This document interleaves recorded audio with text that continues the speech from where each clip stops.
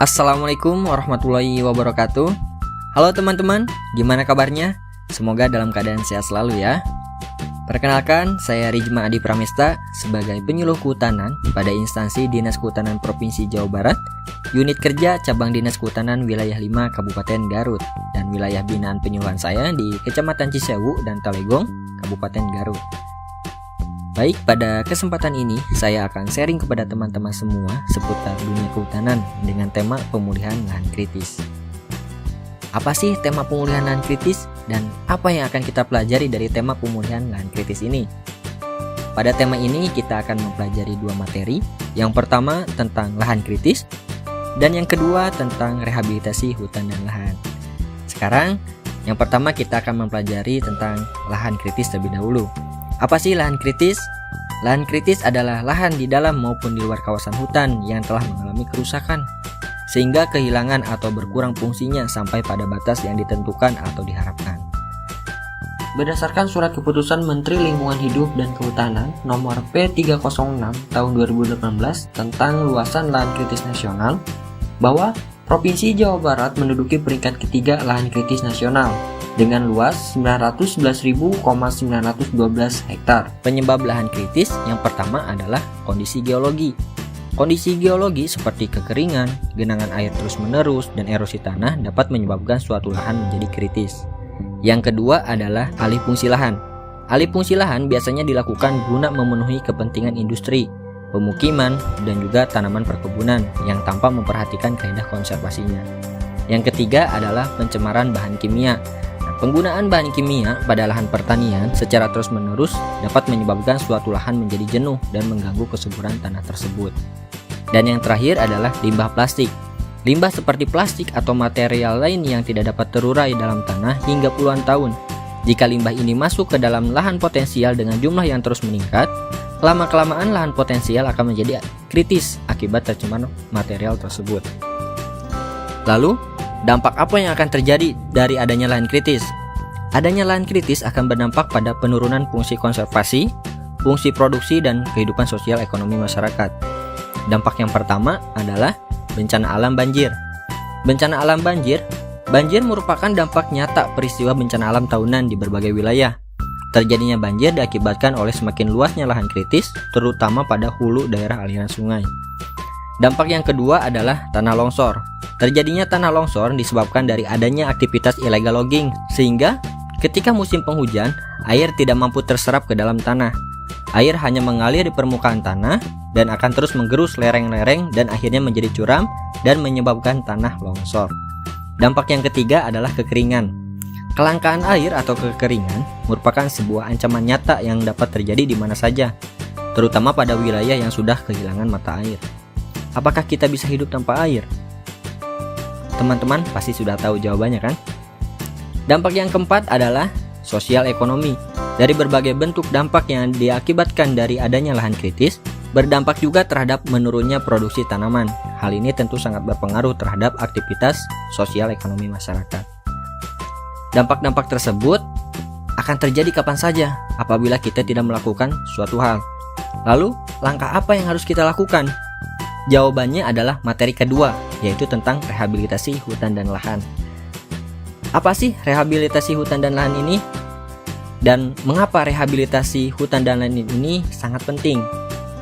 Nah, karena rehabilitasi hutan dan lahan atau sering disingkat dengan RHL ini adalah upaya untuk memulihkan, mempertahankan, dan meningkatkan fungsi hutan dan lahan sehingga daya dukung, produktivitas, dan peranannya dalam mendukung sistem penyangga kehidupan tetap terjaga.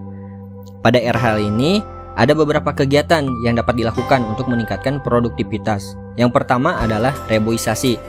Reboisasi adalah upaya penanaman jenis pohon hutan pada kawasan hutan rusak yang berupa lahan kosong, alang-alang, atau semak belukar untuk mengembalikan fungsi hutan.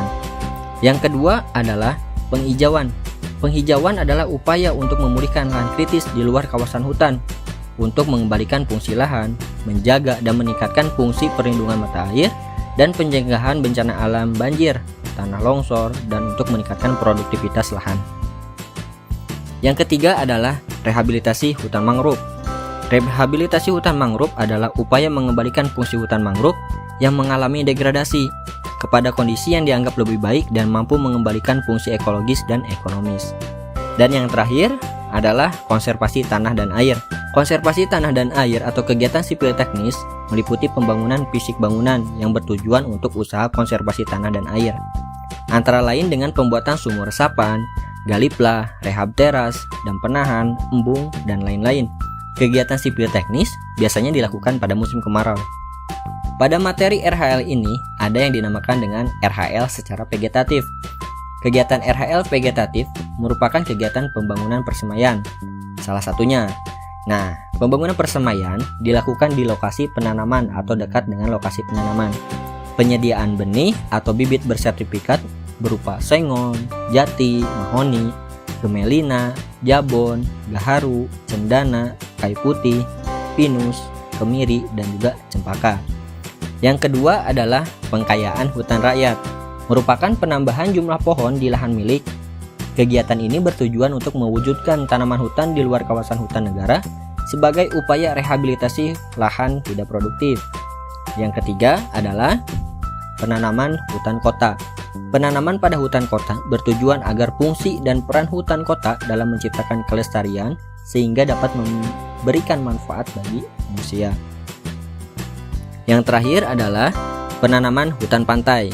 Penambahan jumlah pohon pada hutan pantai merupakan salah satu upaya untuk memulihkan ekosistem hutan pantai dan sebagai penanggulangan bencana alam yang disebabkan oleh gelombang air laut. Selanjutnya, pada materi RHL ini ada pengelolaan hutan rakyat dengan pola agroforestry. Apa itu agroforestry? Agro berarti memiliki arti pertanian dan forestry memiliki arti kehutanan. Jadi agroforestry adalah suatu bentuk pengelolaan sumber daya yang memadukan kegiatan pengelolaan hutan atau kayu-kayuan dengan penanaman komoditi jangka pendek seperti tanaman pertanian. Agroforestry ini bertujuan positif, terutama bagi lingkungan hidup. Salah satunya adalah sebagai upaya perlindungan keanekaragaman hayati. Selain itu, agroforestry bertujuan untuk memperbaiki kondisi tanah serta mengelola sumber air agar tetap lestari dan lebih baik. Pengelolaan hutan dengan pola agroforestry memiliki manfaat untuk membantu penggunaan lahan secara optimal, sehingga dapat memperbaiki kebutuhan hidup masyarakat, meningkatnya daya dukung ekologi manusia terutama di daerah pedesaan. Dan bentuk-bentuk pola agroforestry yang pertama adalah agrosilvicultur, artinya kombinasi komponen atau kegiatan kehutanan dengan pertanian. Yang kedua adalah agrofastura, artinya adalah kombinasi komponen atau kegiatan pertanian dengan peternakan.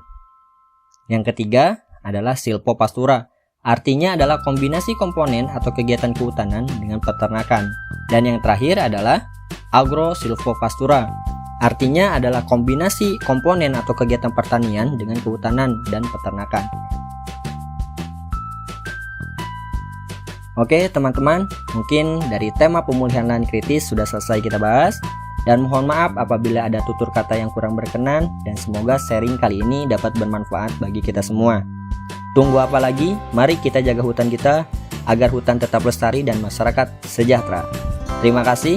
Wassalamualaikum warahmatullahi wabarakatuh.